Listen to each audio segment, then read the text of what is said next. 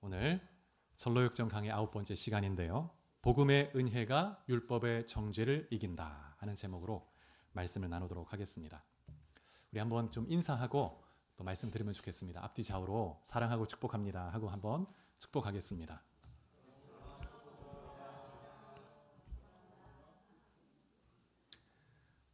지난 시간에 크리스찬이 신실 씨를 만나는 장면을 보았습니다. 그리고 신실 씨와 대화를 나누면서 신실 씨가 어떤 과정을 거쳐왔는지 이렇게 대화를 나누는 장면을 보았는데, 이 신실 씨는 하나님께서 크리스찬에게 붙여주신 은혜의 선물과 같은 그런 존재였습니다. 동력자는 하나님의 선물이고 축복인 줄 믿으시기 바랍니다. 그래서 우리 성도 한 사람 한 사람이 우리가 동력자이고 또 한 지체이고 하나님이 주신 선물입니다. 크리스찬이 길에서 심하게 넘어졌는데 만약 신실 씨가 도와주지 않았다면 크리스찬이 스스로 일어나지 못했을 것입니다. 하나님은 이렇게 동력자를 붙여주셔서 함께 동력하며 도우며 순례길을 끝까지 완주할 수 있도록 역사하시는 것이죠. 근데 이 신실 씨는 크리스찬과 동일하게 좁은 길로 걸어오긴 했지만 전혀 다른 경험을 했고 또 다른 사람을 만난 것을 볼 수가 있습니다. 처음에 이 신실 씨는 절망의 늪에 빠지지 않고 잘 지나오긴 했지만 다른 늪을 만나는데 음녀라는 늪을 만나게 되죠. 그래서 음녀 유혹이 굉장히 끈질기게 이어졌습니다. 하지만 신실 씨가 어떻게 이겨냈습니까? 말씀을 계속 되뇌이면서, 그리고 그 유혹을 뿌리치기 위해서 눈을 감고 빨리 걸어갔다고 말하고 있습니다. 이후에 신실 씨가 이른 곳이 어디냐면 고난의 언덕, 고난의 산인데요. 오늘은 이 신실 씨가 고난의 언덕에서 만난 두 사람을 좀 살펴보면서 은혜를 나누도록 하겠습니다. 이 신실 씨가 고난의 산 기슭에 도착했을 때 한 사람을 만났는데 이 사람은 노인이었습니다. 노인. 주보 안쪽에도 그림이 나와 있는데요. 이 노인이 신실 씨가 시온성으로 간다는 것을 알고 어떤 제안을 하게 되는데, 내가 삭슬 줄 테니까 나와 함께 살자고 제안합니다. 그래서 신실 씨가 이 노인의 이름을 물어보았더니 이름이 아담이라고 말했습니다. 아담. 그리고 이 노인이 사는 도시는 기만의 도시, 이렇게 이름이 지어져 있었습니다. 그리고 이 노인에게 딸이 셋이 있는데 이 딸의 이름이 뭐냐면 육신의 정욕, 안목의 정욕, 이생의 자랑, 이런 세 딸이 있는 것이죠. 그러면서 이 노인이 만약 신실 당신이 원하기만 한다면 내 세 딸과 다 결혼해도 좋소. 그러면서 이 신실 씨가 어떤 일을 해야 하는지 이제 보니까 노인이 답을 하기를, 일은 많은 쾌락이다. 쾌락을 추구하면 된다. 그리고 삭은 내 상속자가 되는 것이요. 이렇게 이야기를 했습니다. 이 아담이 어떤 의미를 가지냐면 인류에게 원죄, 죄악된 이 본성을 물려준 첫 인류, 이 아담이죠. 그래서 죄악된 본성을 상징합니다. 그래서 이 죄성이 우리 안에 죄를 짓도록 끊임없이 유혹하고 충동하는 그런 우리 안에 있는 이 본성입니다. 그래서 우리가 사는 동안에는 이 본성이 사라지지 않습니다. 죄라는 것은 우리 본성 안에 있는 경향성 같은 것입니다. 우리 존재 자체 안에 있는 것이죠. 그래서 우리 힘으로는 이 죄를 이길 수가 없고 오직 성령의 능력으로만 제압하고 살아갈 수 있습니다. 완전히 사라지지 않습니다. 그래서 이 아담이라는 노인과 함께 살면서 일한다는 것은 어떤 것이냐면 이 죄악된 본성의 충동을 따라 살아가는 것입니다. 그래서 죄가 주는 즐거움을 계속 이렇게 추구하는 것이죠. 오늘 우리가 본문 요한 1서 2장 16절을 보았는데 이 말씀에서 세상은 뭐냐면 하나님 없이 인간 스스로 왕이 되려고 하는 그런 구조, 영적 구조를 의미합니다. 하나님을 배제시키고 죄악된 인간이 왕이 되어서 살아가는 그 구조를 말합니다. 그래서 이 세상은 세 가지 모습으로 우리 인간을 끊임없이 유혹하는데 그 세 가지가 육신의 정욕, 안목의 정욕, 이생의 자랑이죠. 근데 말씀해 보면 이것은 아버지 하나님께로부터 오지 않았고 세상에서 온 것이다, 이렇게 말씀하고 있습니다. 육신의 정욕, 또 안목의 정욕, 이생의 자랑 하나씩 좀 살펴보기를 원하는데요. 육신의 정욕에서 육신이라는 이 단어는 헬라어로 사르크스라고 하는데, 사르크스 두 가지 의미가 있습니다. 첫 번째는 단순히 신체로서 몸을 의미합니다. 몸. 그래서 육신은 이 육체의 기본적인 본능과도 연결이 되는데 성적인 욕구, 또 식욕, 잠을 자는 것, 이런 것과 연결이 되죠. 그런데 이런 자연스러운 이 본능이 인간 안에 있는 이 죄악된 본성에 의해서 과도한 욕망으로 변질이 되는 것입니다. 그래서 죄 가운데로 나가게 되는 거죠. 그래서 성중독을 포함해서 온갖 쾌락을 추구하게 되고 식탐과 게으름과 여러 가지 욕구에 과도한 욕망에 사로잡혀서 죄를 짓게 되는 것입니다. 그래서 육신의 정욕은 하나님 이외에 다른 것에서 기쁨을 얻으려고 하는 욕망, 시도 이런 것이라고 할 수 있습니다. 그래서 하나님을 배제한 삶의 자세, 이것이 육신의 정욕인 것이죠. 두 번째, 안목의 정욕은 뭐냐면 눈으로 보고 탐하는 욕심이라고 말할 수 있습니다. 눈으로 보고 탐하는 것. 그래서 안목의 정욕은 예를 들면 타인의 부나 권력, 외모, 타인의 성공 이런 것을 부러워하고 나도 갖고 싶어하는 그 욕망을 말합니다. 그래서 10계명과 연결해 볼 때 마지막 10번째 계명, 이웃의 것을 탐내지 말라고 말했죠. 탐내는 것, 그런 죄에 연결될 수 있습니다.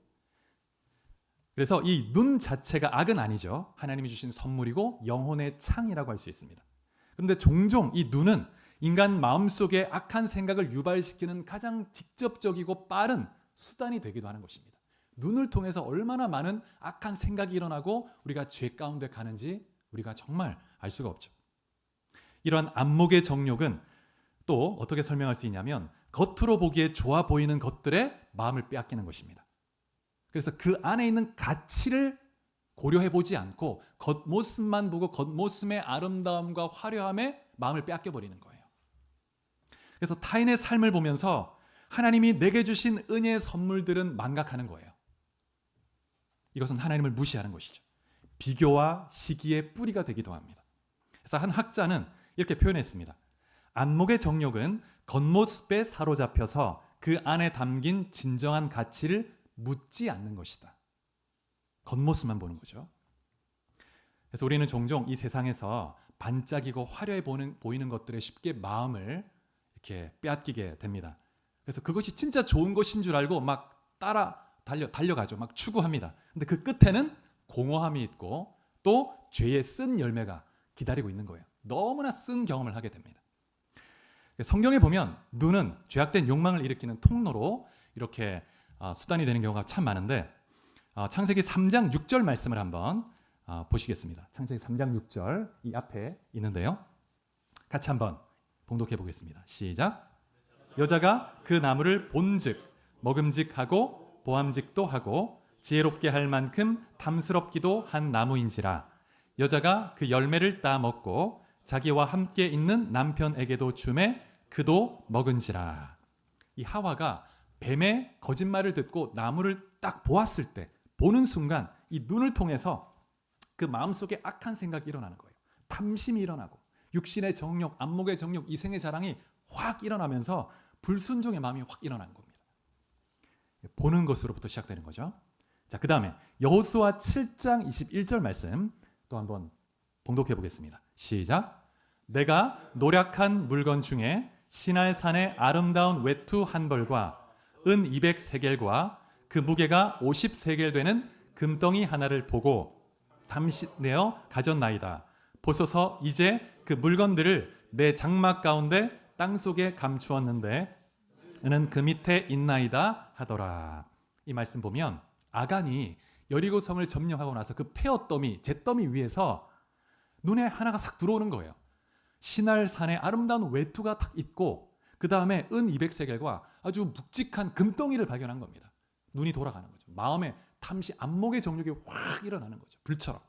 그래서 그것을 숨긴 겁니다. 그래서 당장 눈앞에 보이는 그 탐욕을 이겨내지 못하고 그 눈으로부터 오는 그 안목의 정욕 때문에 취했고 결국 그 온 가족이 심판을 받을 뿐만 아니라 또 이스라엘 민족도 아이성과의 전투에서 패배하고 쓴 열매를 보게 되는 것이죠. 자, 그 다음에 사무엘하 11장 2절 말씀입니다. 사무엘하 11장 2절. 자, 같이 보겠습니다. 시작. 저녁 때에 다윗이 그의 침상에서 일어나 왕궁 옥상에서 거닐다가 그곳에서 보니 한 여인이 목욕을 하는데 심히 아름다워 보이는지라. 다윗도 왕궁 옥상에서 해가 질 때 거닐고 있다가 한 여인이 목욕하는 걸 본 거예요. 그러면서 그 안에 이제 육체의 정욕이, 음욕이 확 일어난 거죠. 그래서 여인을 데리고 오라. 권력으로 여인을 이제 취하게 되는 것입니다. 그래서 이 안목의 정욕, 이 눈으로 보는 것, 눈은 하나님 우리에게 주신 선물이지만 영혼의 창이고, 그런데 이 눈을 통해서 우리 너무나 쉽게 육체의 정욕과 안목의 정욕 이렇게 빠지게 되기 때문에 우리는 이 보는 것을 늘 주의할 필요가 있습니다. 그 다음에 이생의 자랑. 이생의 자랑은 우리가 가진 것에 대해서 자랑하는 것인데, 예를 들면 세상적 성공이나 지위나 업적이나 재산, 특별히 많은 학자들이 이 이생의 자랑은 주로 재물에 대한 자랑을 말하는 것이다, 이렇게 해석을 하는데, 내가 이만큼 이뤘으니 내가 저 사람보다 낫다, 이렇게 비교하면서 자랑하는 그런 우월감, 자기의, 이런 것이죠. 그래서 하나님 없이 내 자아를 증명하고 인정받으려 하는 그런 어떤 노력이라고 할 수 있습니다. 그래서 우리는 때로 이러한 것들을 하나님보다 더 의지할 때가 많습니다. 그래서 그러한 것이 우리에게 우상이 되기도 합니다. 그래서 존 스토트라는 아주 유명한 목사님이 이런 말을 했습니다. 이생의 자랑은 물질적 소유나 사회적 지위를 과시하면서 하나님의 은혜를 무시하는 교만이다. 이는 바벨탑의 죄, 자아 숭배의 다른 얼굴이다, 이렇게 말하고 있습니다. 바벨탑의 죄, 그 교만의 죄와 같은 거라는 거예요. 그래서 이 육신의 정욕, 안목의 정욕, 이생의 자랑을 중세교회는 세 가지 단어로 표현을 했는데, 쾌락, 탐욕, 교만. 인간의 이 죄악된 본성에서 나오는 아주 대표적인 이 죄 열매, 이 세 가지로 보았습니다. 쾌락, 탐욕, 교만. 최근에 그래도 나온 지가 오래된 책인데, 영성신학자 중에 리차드 포스터라는 사람이 있는데, 이분이 쓴 책이 굉장히 이제 히트를 친 책이 있는데, 돈, 섹스, 권력, 이런 제목의 책이 있습니다. 두라노손에서 나왔는데, 이 죄악된 본성으로부터 나오는 그 열매, 핵심적 열매를 잘 보여주죠. 돈, 섹스, 권력. 이것이 육체의 정욕, 안목의 정욕, 이생의 자랑인 것입니다. 그래서 다시 이제 철록정으로 돌아와서 이 노인의 딸의 이름이 이 세 가지라는 거예요.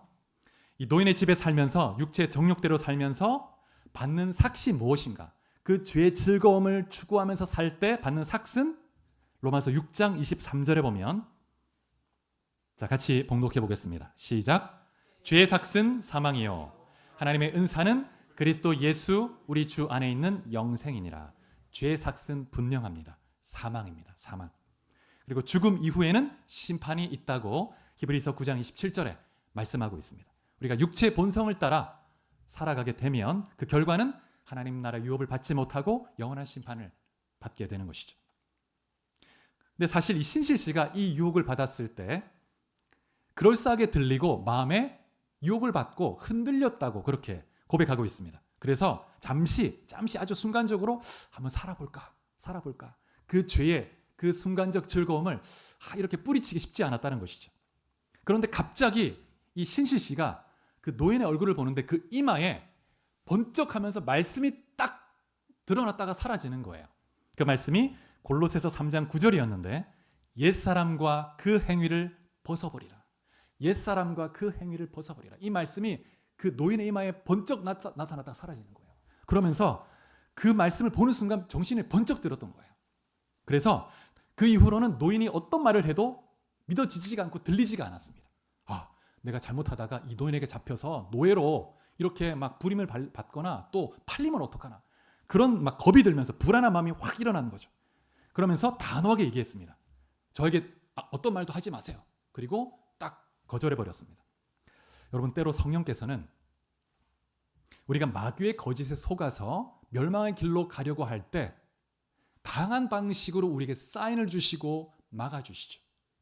우리 안에 말씀이 딱 번쩍 생각나게 하시든지, 또는 어떤 불안한 마음, 또 어떤 두려움, 여러 가지 방법으로 우리에게 사인을 주세요. 이 길이 아니다.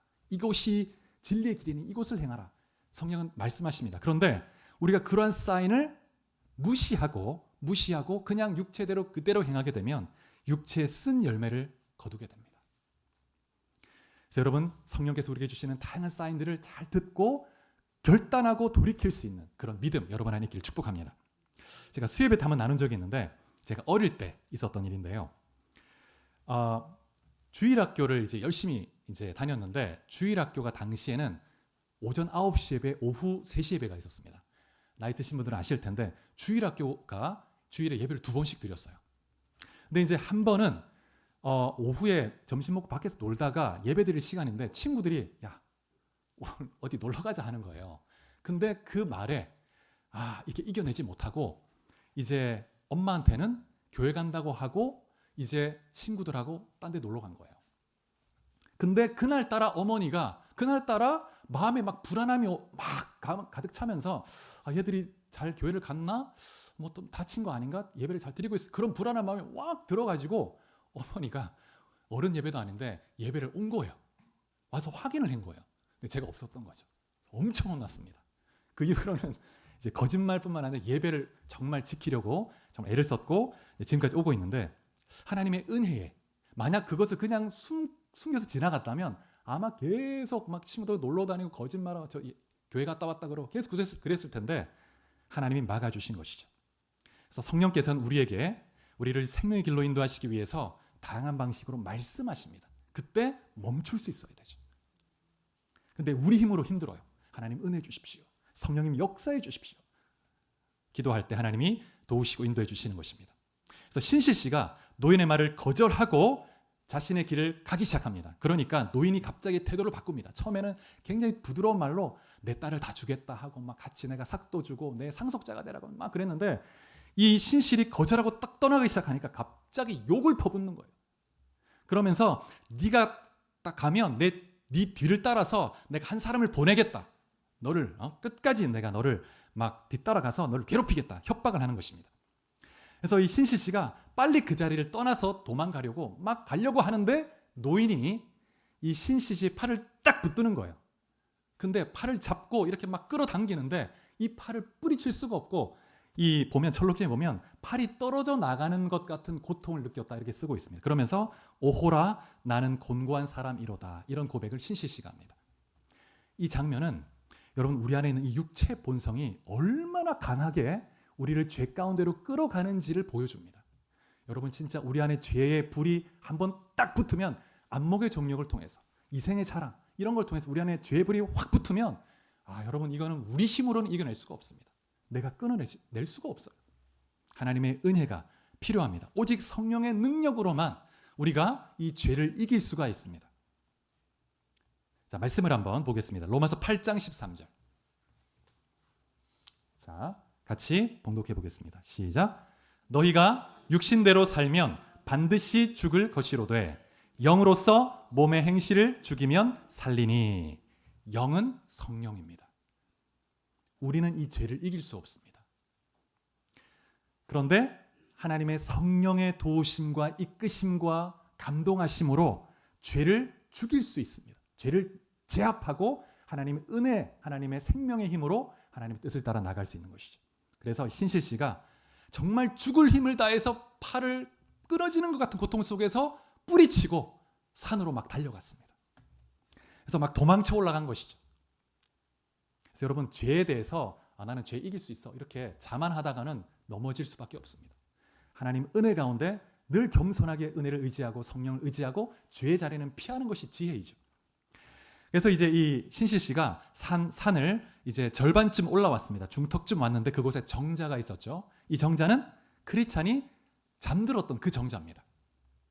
그런데 이제 이 신실 씨가 이 정자 가운데 왔는데 갑자기 바람 같은 속도로 누가 막 뒤따라온 거예요. 뒤따라서 이 신실 씨를 붙잡았습니다. 그리고 갑자기 막 다짜고짜 와서 막 주먹질하면서 막 폭력을 행사하는 거예요. 신실 씨한테. 그래서 나를 왜 때리냐고 막 얘기했더니 이 사람이 너는 네 안에 죄악된 행동과 그런 마음이 있기 때문이다. 너가 아담이 했던 말을 듣고 유혹받았지. 너의 마음에 그런 마음이 있었지 하면서 막 폭력을 행사하는 거예요. 그래서 가슴을 막 빡 쳤는데 뒤로 나자빠져가지고 신실 씨가 그래서 막 쓰러져서 일어날 수가 없었습니다. 계속 폭행을 당하는 거예요. 그래서 자비를 베풀어 달라고 막 울부짖었습니다. 그러니까 이 사람은 나는 자비 베푸는 방법을 모른다. 그러면서 계속 강하게 때렸습니다. 그래서 이제 끝났구나. 나는 이제 더 이상 소망이 없구나. 이렇게 죽겠구나. 이렇게 하고 있는데 근데 누군가 한 사람이 와서 도와주었다는 거예요. 그래서 크리스찬이 그분이 누구냐고 물어봤더니 신실씨가 이렇게 대답을 합니다. 이제 폭행하는 장면이죠. 처음에는 알아보지 못했지만 그가 옆으로 지나갈 때 저는 그의 양손과 옆구리에 있는 구멍을 보았습니다. 그것을 보고 저는 그분이 주님이시라는 것을 알았습니다. 그래서 저는 언덕 위로 올라갈 수 있었습니다. 예수님이 와서 신실 씨를 구해준 거예요. 그 폭행으로부터. 그래서 언덕 위로 올라갈 수 있었습니다. 여러분, 그러면 이 신실 씨를 때렸던 이 사람은 누구일까요? 근데 이 사람은 신실 씨가 멸망의 도시 있을 때 한번 만난 적이 있었습니다. 이 사람이 신실 씨를 찾아와서 이 신실 씨가 고향에서 편안하게 살고 있는데 당신 이곳에서 계속 살면 이 집이 다 불타버릴 것이고 이 성도 불타서 당신은 영원한 멸망을 당할 것이다. 그래서 그 협박을 듣고 두려워서 성을 떠났던 거거든요. 그래서 그 사람 덕분에 성을 떠났습니다. 그런 동기가 되었던 인물이기도 했습니다. 그래서 노인이 아담을 의미하고 이 아담은 죄악된 본성을 의미한다면 이 신실 씨를 때린 이 사람은 모세를 의미합니다. 모세는 율법을 상징하죠. 율법. 그래서 율법은 우리에게 죄를 깨닫게 하고 죄에 대한 형벌을 가르쳐 줍니다. 그래서 율법의 기준을 완벽하게 준수하지 않는 자는 심판을 받을 수 없다는 것을 깨닫게 해주는 거죠. 그래서 율법은 가혹한 폭군이고 형벌자에 비유할 수 있습니다. 그래서 이 율법이라는 이름을, 이 모세라는 이름을 가진 율법이 신실 씨를 찾아와서 그가 마음에 품었던 죄에 대해서 폭행을 하는 거예요. 처벌을 하는 것입니다. 여러분, 우리가 이 율법의 기능을 잘 이해할 필요가 있습니다. 이스라엘 백성들은 구약 모세오경 하나님의 율법의 말씀을 구체적으로 세분화해서 모세오경에 나오는 율법은 모두 613가지다. 613가지를 철저하게 다 준행해야만 하나님 앞에 의롭다고 인정을 받는다고 생각했습니다. 아주 세분화했는데 613가지 중에서 365가지는 하지 말라는 것이고 248가지는 하라는 명령입니다.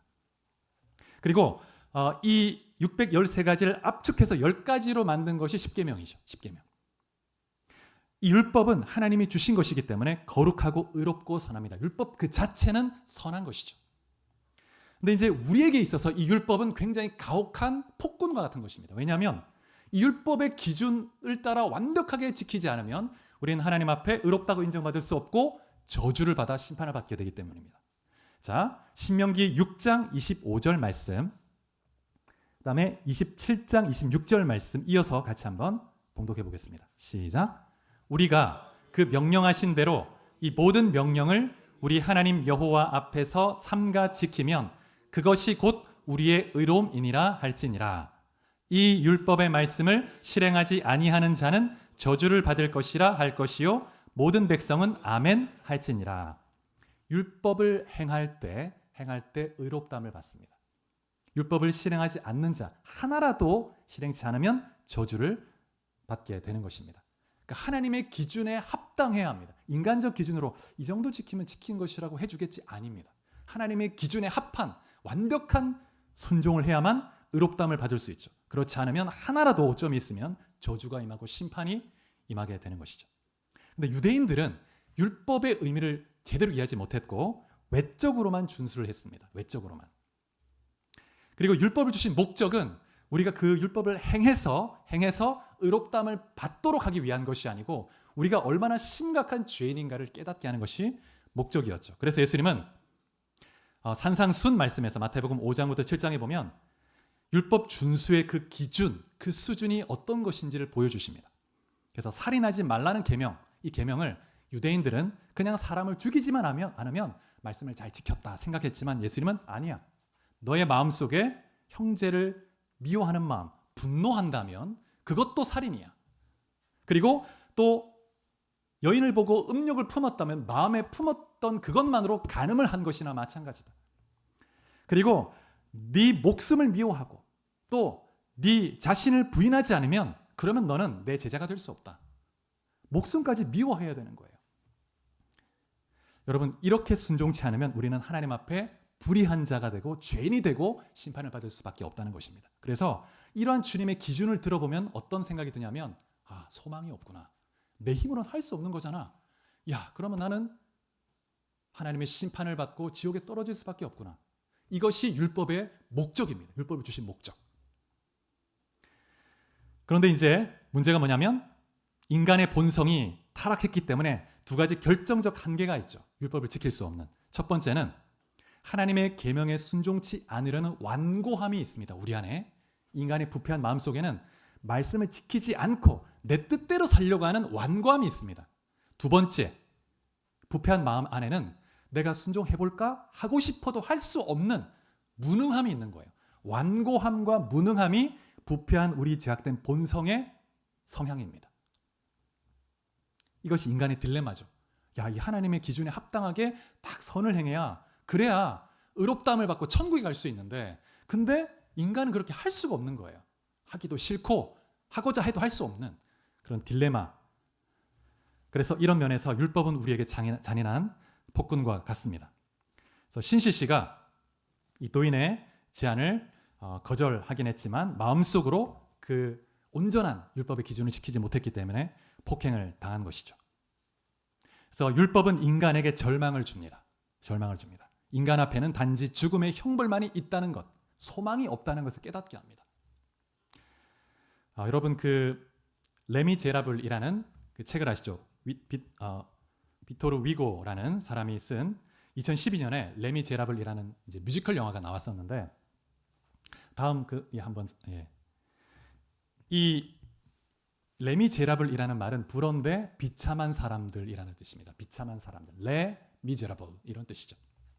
근데 이 영화에 보면 이 책에 보면 판틴이라고 하는 여주인공이 있습니다. 유명한 앤 해서웨이라는 이제 여배우가 주연을 이렇게 연기를 했는데 그 영화 중에 이 초반부에 여인이 비참한 상황에서 부르는 노래가 아주 잘 알려져 있죠. I Dream the Dream이라는 노래인데 이 판틴은 아주 젊고 아름다운 여인이었습니다. 처음에 파리에서 아주 멋진 청년과 사랑을 하게 되었고 그리고 아이까지 갖게 됩니다. 아이 이름이 코제트였죠. 그런데 이 남자가 이 판틴을 버리고 도망가 버립니다. 도망가 버려요. 그래서 하루아침에 미혼모가 되고 사회적으로 그런 부도덕한 여인으로 낙인이 찍혔습니다. 당시 프랑스 사회는 미혼모에게 굉장히 가혹했기 때문에 이 판틴이 혼자서 이 코제트를 키울 수가 없었어요. 그래서 지방의 한 도시의 한 부부에게 아이를 맡겨놓고 매달 일을 해서 돈을 보내주면서 그렇게 살았습니다. 그런데 공장에서 막 일을 하는데 근데 이 판틴이 혼의 자식을 두고 있다는 걸 이제 주변 동료가 알게 됐고 동료가 그러면서 막 비난하고 정죄하는 거예요. 그래서 결국 해고당합니다. 일을 할 수가 없어요. 사회적으로 낙인이 찍혀가지고 일자리를 구할 수가 없습니다. 그래서 어떻게 하냐면 지금 이 장면 보면 머리가 지금 다 잘려 있죠. 머리를 잘라서 팔아서 돈을 구하기도 하고 앞니도 빼가지고 팔아서 이렇게 돈을 구하기도 했습니다. 그래서 이제 결국 매춘까지 하게 되죠. 매춘까지 하게 되죠. 그러다 병에 걸려서 점점 죽어가고 있을 때 그때 노래를 불러요. 근데 가사가 이렇습니다. 나는 한때 아름다운 꿈을 꾸었어요. 그때는 희망이 가득하고 인생이 살 가치가 있다고 느꼈어요. 사랑은 결코 죽지 않을 거라 믿었고 하나님은 자비로우시리라 믿었어요. 하지만 고난과 역경은 맹수처럼 밤에 찾아왔습니다. 천둥소리처럼 크게 으르렁거리며 나의 희망을 찢어 놓았고 나의 꿈을 수치로 바꾸어 버렸어요. 내가 사랑한 그는 여름 한철 내 곁에 머물다가 가을이 되자 곧 나를 떠나버렸죠. 그래도 나는 여전히 그가 내게 돌아오길 꿈꿔요. 하지만 이루어질 수 없는 꿈들도 있고 견딜 수 없는 폭풍이 있어요. 나는 내 삶이 이렇지 않을 거라고 꿈꿨어요. 지금 내가 살고 있는 이 지옥과는 전혀 다를 거라고 이제 삶이 내가 꾼 꿈을 죽여버렸어요. 이런 절망에 완전한 소망을 잃어버린 죽어가는 상태입니다. 정말 인생의 밑바닥이죠. 근데 이 노래를 들어보면 너무나 애절하게 부르고 있습니다. 눈물을 흘리면서 그 절망적 상황을 보여주는데 이 판틴의 이 절망적 상황은 여러분 율법의 저주 아래 있는 인간의 비참함과 똑같습니다. 아무런 소망이 없습니다. 우리는 이 율법 앞에 이 죄인으로서 외부에서 누군가 손을 내밀어 우리를 이 비참한 상황에서 건져주기 전에는 아무런 소망이 없습니다. 그래서 우리의 이 실제 상황을 깨닫게 해주는 것이 율법인 것이죠. 아, 내가 이런 상황에 있구나. 내가 죄인이고 이 율법을 지킬 수가 없구나. 나는 무능하구나. 나는 완악하구나. 내게 기다리는 것은 비참한 저 지옥의 심판밖에 없구나. 누가 나를 구해줄 수 있나? 여러분, 그래서 예수 그리스도가 이 땅에 오신 것이죠. 하나님이 그리스도를 이 땅에 보내주시고 우리를 이 비참한 상황에서 건져주신 것입니다. 여러분, 예수님이 이 땅에 오셔서 했던 사역을 두 가지로 구분할 수 있는데, 첫 번째는 뭐냐면 율법의 완전한 준수입니다. 공생의 사역 기간 동안 예수님은 완벽하게 내적으로 외적으로 하나님의 말씀에 온전히 순종했습니다. 완전한 의를 이루시고 또 십자가에서 속죄 사역을 통해서 완전한 속죄를 이루셨죠. 그래서 예수님은 죄가 없으시고 대속적 죽음을 죽으셨습니다. 자, 로마서 10장 4절 말씀 우리 같이 한번 봉독해 보겠습니다. 시작. 그리스도는 모든 믿는 자에게 의를 이루기 위하여 율법의 마침이 되시니라.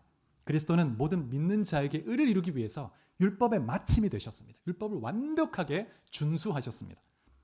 예수님 외에는 그렇게 완벽한 율법 준수를 할 수 있는 사람이 없습니다. 그리고 예수님이 십자가에서 죽으실 때, 죽기 직전에 7마디 하셨는데 그 중에 테텔레스타이, 헬라어로 테텔레스타이, 다 이루었다, 다 이루었다 이렇게 말씀하셨는데 두 가지 의미가 있습니다. 첫 번째, 죄에 대한 대가를 다 자신의 생명의 핏값으로 지불해서 죄에 대한 그 심판을 다 이제 해결했다는 거예요. 그래서 이제 그리스도를 믿는 자는 죄에 대해서, 형벌에 대해서 어떠한 이제 책임도 없습니다. 두 번째, 다 이루었다는 말은 하나님이 율법에서 명령하신 것을 다 지켰다는 거예요. 하나님의 뜻을 다 이루었다. 완전한 의를 이루었다. 완전한 속죄를 이루었다. 이 두 가지 의미가 있습니다. 자, 로마서 4장 25절 또 한번 봉독해 보겠습니다. 4장 25절 시작.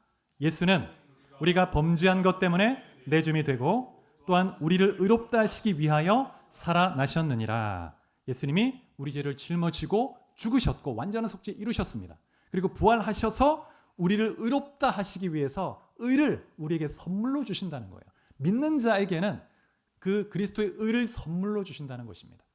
우리가 행해서는 얻을 수 없는, 절대 얻을 수 없는 그 의를 예수님이 그냥 은혜로 값없이 선물로 주신다는 것이죠. 여러분, 복음과 율법을 이해할 때 가장 중요한 것은 그 행위의 주체가 누구인가. 율법에서는 행위의 주체가 누굽니까? 나입니다. 인간입니다. 복음에서 행위의 주체는 그리스도입니다. 그리스도. 그래서 인간이 죄로 인해서 타락하고 부패해서 율법의 요구를 이루지 못할 때, 그래서 독생자를 보내서 율법의 요구를 완벽하게 이루게 하시고 그 의를 그냥 선물로 주신 것입니다. 그래서 우리를 죄와 사망과 마귀의 권세에서 구원해 주신 것이죠. 이것이 복음입니다. 복음. 모든 종교에 율법이 다 존재합니다. 나름대로 율법이 있어요. 나름대로. 그런데 다른 종교에 없는 것이 있다면 복음이 없고 은혜가 없죠. 복음은 하나님이 인간을 위해서 하신 일을 의미합니다. 하나님이 하신 그것을 우리는 값없이 누리는 것입니다. 우리는 심판을 받아 마땅한데 값없이 주신 그 은혜가 너무 감사해서 내가 하나님의 뜻을 따라 살겠습니다. 하나님께 감사함으로 순종하며 하나님의 뜻을 이루어가는 것입니다. 그래서 그리스도인의 윤리는 감사의 윤리입니다. 감사의 윤리. 감사로부터 나오는 행위는 놀라운 능력이 있습니다. 하나님의 이 사랑은 인간의 사랑, 세상의 사랑과는 질적으로 다르죠. 로마서 5장 8절 우리가 잘 아는 말씀인데 같이 한번 봉독해 보겠습니다. 우리가 아직 죄인 되었을 때에 그리스도께서 우리를 위하여 죽으심으로 하나님께서 우리에 대한 자기의 사랑을 확증하셨느니라. 예. 하나님이 언제 우리를 사랑하셨냐면 우리가 하나님의 사랑을 받을 만한 일을 했을 때, 율법을 잘 지키고 있을 때, 기특할 때 사랑한 것이 아니고 죄인 되었을 때, 하나님께 반역하고 불순종하고 그럴 때 사랑했다는 것입니다. 이것은 하나님이 우리 존재 자체를 사랑하기로 결정하시고 우리를 사랑했다는 것입니다. 무조건적이며 변함이 없죠. 영원한 사랑입니다. 그래서 크리스찬과 신실의 마음속에 이러한 감격이 있었던 것입니다. 감사가 있었습니다. 소망이 있었죠. 소망이. 그래서 여러분 한 분 한 분이 그러한 감사와 그런 기쁨이 넘치기를 축복합니다. 레미제라블에서 판틴이 절망에 빠져 아무런 소망이 없어 죽어가고 있을 때, 그때 도움의 손을 내민 사람이 누구죠? 장발장입니다. 장발장. 이 장발장은 여러분 아시는 것처럼 빵 하나를 훔친 것 때문에 19년 동안 복역을 합니다. 19년 후에 이제 감옥을 나왔지만 이미 세상에 낙인을 찍혀서, 그래서 세상에 대해서 그 장발장 자신도 적대적인 사람이었죠. 그런데 한 주교가 장발장의 행위를 용서해 주는 이 사건을 통해서 그 인생이 완전히 바뀝니다. 그 은혜가 이 사람을 바꾸는 거예요. 은혜가. 여러분, 은혜가 사람을 바꿉니다. 은혜가. 율법은 바꾸지를 못해요. 율법은. 그래서 이 은혜로 말미암아 이 장발장이 변화되어서 자기 자신에 대해서 이제 내려놓고 적대적인 세상에 대해서 다른 방식으로 용서와 사랑과 은혜 방식으로 살아가기 시작합니다. 그러면서 판틴에게 은혜를 베푸는 거예요.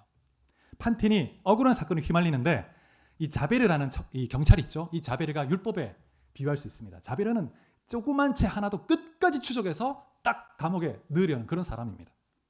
그래서 이 판틴이 이제 이 누명을 쓰고 어떤 사건에 휘말렸는데 이 장발장이 감싸줍니다. 내가 책임을 질 테니 풀어주시오. 내가 책임지겠어. 책임을 자신이 떠안는 거예요. 그래서 장발장이 판틴을 그냥 불쌍히 여긴 정도로 멈춘 게 아니고 책임을 떠안습니다. 그리고 구해주죠. 그래서 병원에 탁 입원시켜주고 이 판틴이 죽을 때까지 옆에서 위로해주고 보호해주고, 그 다음에 그의 유언대로, 판틴의 유언대로 코제트 그 딸아이를 데려와서 딸처럼 양육을 하죠. 그런 내용이 나와 있습니다. 여러분, 장발장은 판틴을 정죄하지 않았고 대신 짐을 졌습니다. 그리고 세상이 버린 그 여인을 받아주었고 그녀의 아픔을 내 아픔으로 여기면서 그녀를 품었습니다. 그 딸까지 끝까지 돌보는 사랑을 보여주었죠. 이 장발장의 모습을 보면서 예수님이 이렇게 오버랩이 되더라고요. 예수님 우리를 정죄하지 않고 심판하지 않았습니다. 가늠하다 현장에서 잡힌 그 여인을 향해서 나도 너를 정죄하지 않겠다. 다시는 이 죄를 범하지 말라. 이렇게 말씀하셨죠. 우리를 정죄하지 않고 우리를 대신해서 짐을 지셨습니다. 책임을 떠안으신 거예요. 그리고 나의 죄와 고통을 자신의 책임으로 여기시고 끝까지 우리를 사랑하시고 십자가에서 죽으시고 부활하신 것입니다. 여러분, 그 주님이 지금도 함께 하십니다. 함께 하십니다. 그래서 주님의 그 은혜 가운데 여러분 한 분이 한 분이 정말 승리하며 나갈 수 있기를 축복합니다.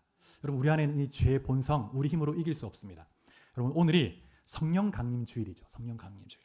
사실은 교회 절기 중에서 정말 중요한 절기 중에 하나인데 좀 부활절에 좀 묻혀서 그냥 이렇게 간략히 지나가는 경향이 있죠. 그런데 이 성령 강림 주일은 어떤 면에서 이 땅 가운데 교회의 설립 주일이라고도 말할 수 있습니다.